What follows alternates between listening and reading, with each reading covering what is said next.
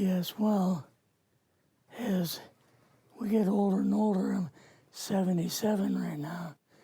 You can't live forever, you know. So if this procedure I'm going to have to clean the blood doesn't work, then I've got probably a few more months to make it before my kidneys shut down, you know. So that's kind of why I'm kind of going along with the interview at this time. You're seeing that what you went through is just too important for people not to know about. Yeah. Yeah. Can you just, can we start at the beginning with your military career and just walk through what exactly your experiences were? Was drafted into the military and got into the U.S. Army. After that, I was sent to the Signal Training Center in eastern United States. What year would this be? 58. I went through the signal training course. And at that time, I went through the radio teletype course and also the cryptography course, crypto. They had 5 instructors that were getting out of military service. So they pulled the top 5 students, and I was 3rd in the class. So I got pulled as an instructor. Now, were you at this time also working yet for CIA? No. Not yet? No. After one day, my boss came to me, and he said, how would you like to, make some extra money? And I said, oh, money is good. So he's explained to me that he could put it through. I would have to get a top secret White House Q clearance for the job, And I thought, boy, must be a pretty exclusive thing, And I said, well, what is this? And he said that I'm director for the CIA for Eastern United States, And I said, oh, I didn't know that. And he said, you weren't supposed to. After about 6 weeks, my security clearance came through, and I got my CIA card. It was an ID card, like a credit card, where I could just go up to the door and slice it, walk right in. And my name at that time, I used a artificial name too. Never used my real name. I started working with him on the project he was on, and that was Project Blue Book, which was kind of partially a fraud.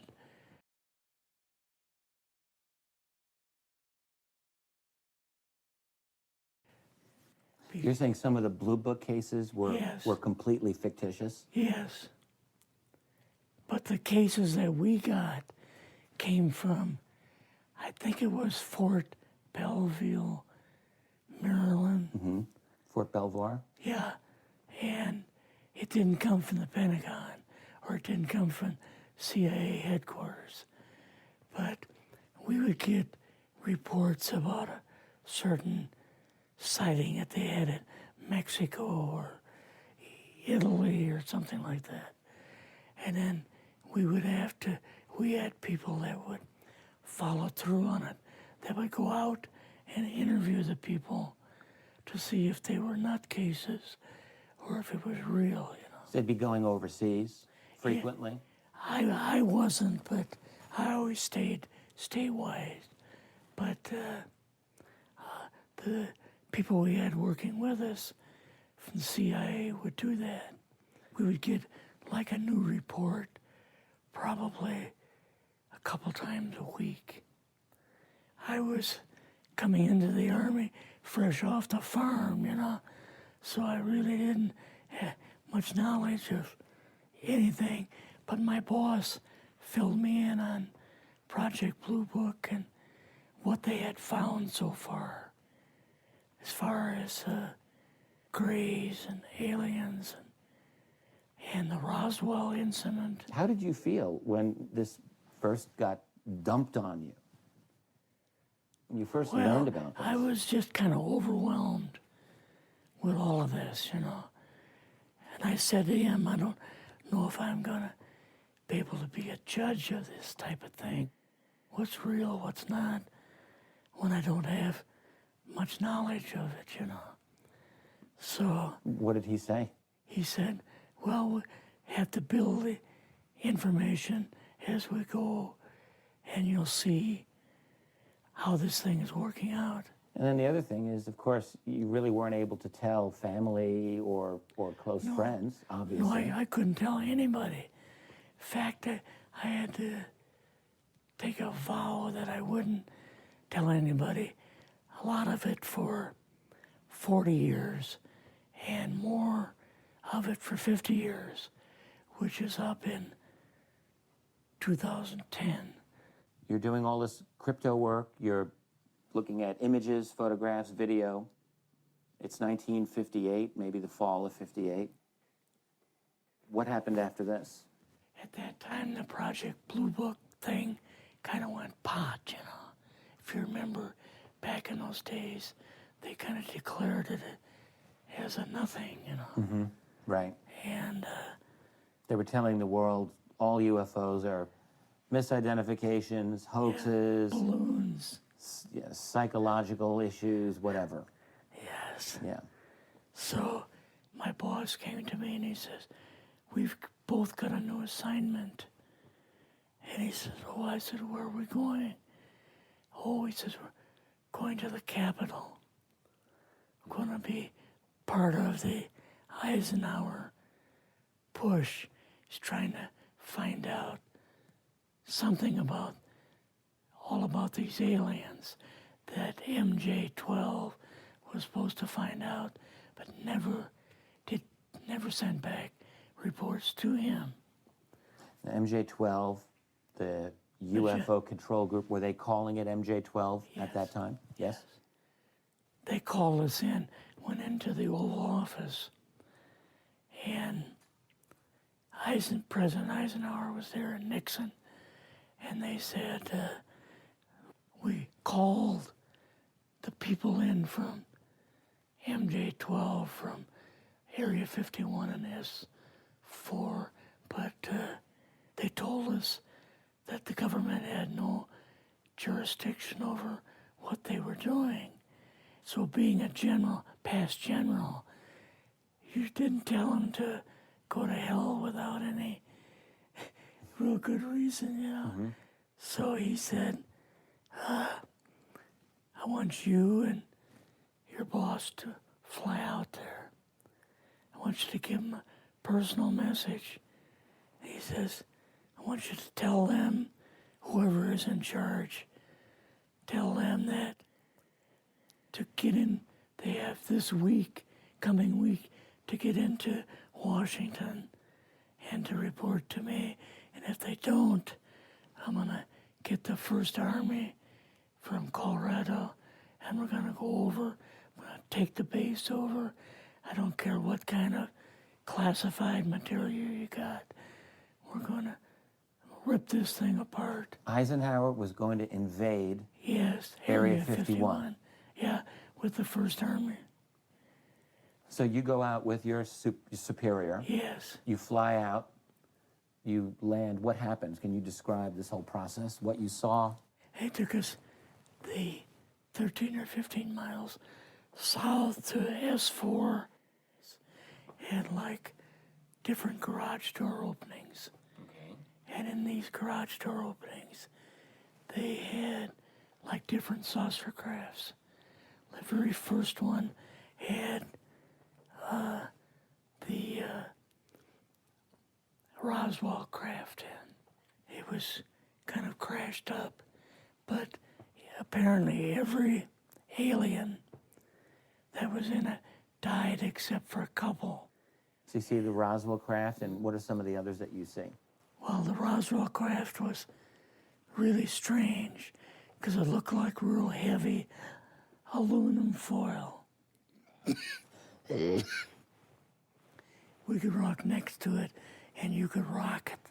The whole thing probably weighed 150, 300 pounds. Could they tell what the source of power was of this craft? Yeah, it was like a reverse gravitational thing of some kind. In fact, one later on, I got the mathematical code for reversing gravity in a 3x5 card. I guess there are different types of grays and so on. How did you see that evidence?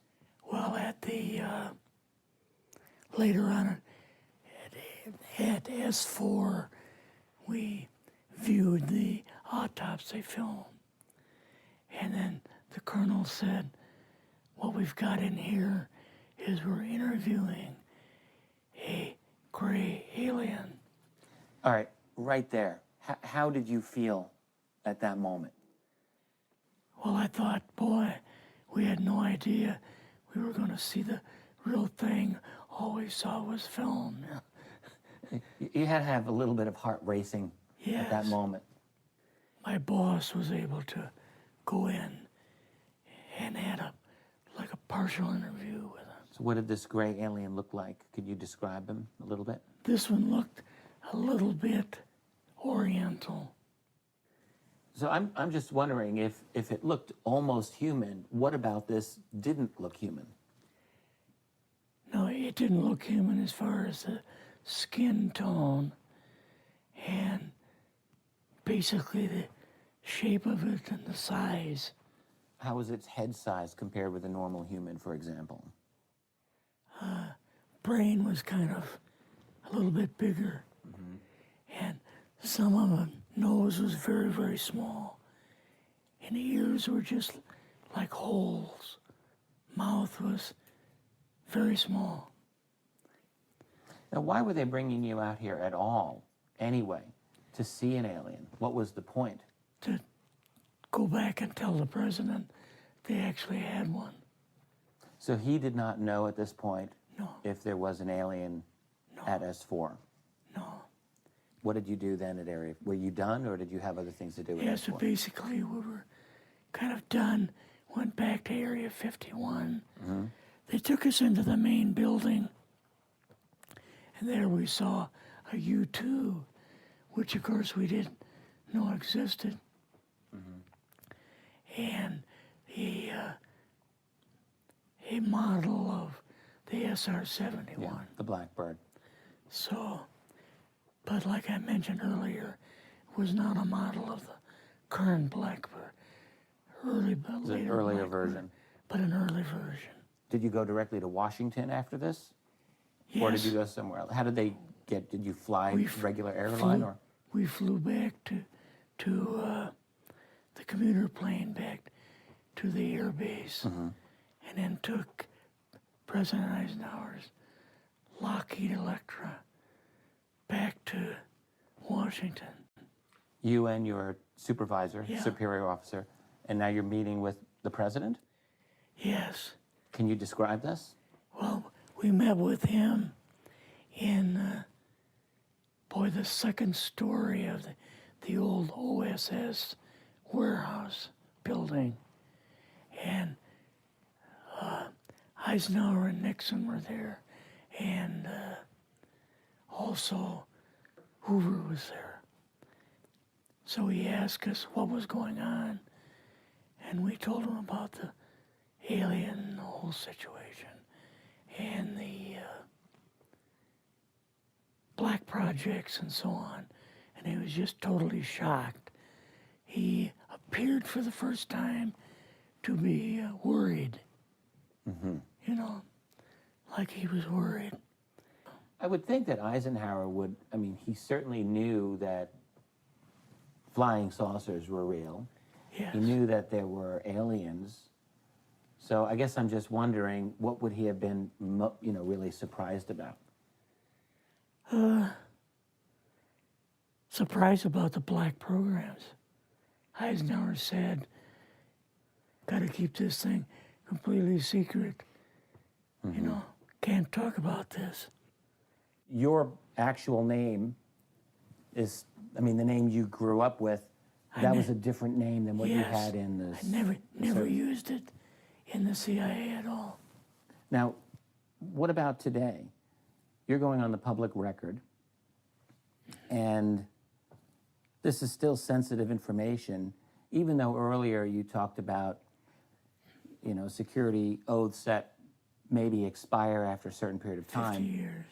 But you're still concerned. Linda Motenau's phone call, her phone was tapped, and they got my phone number, and through the telephone company, they were able to find me, and so on. When they found you, what happened? I was going to a grocery store. Two guys in a black suits come out of a black Lincoln town car and came over to see me. And they told me that I better not publish anything or talk to Linda about any more things. So at that time, I did, I stopped. That was enough to intimidate you. Yes. Rather remain anonymous.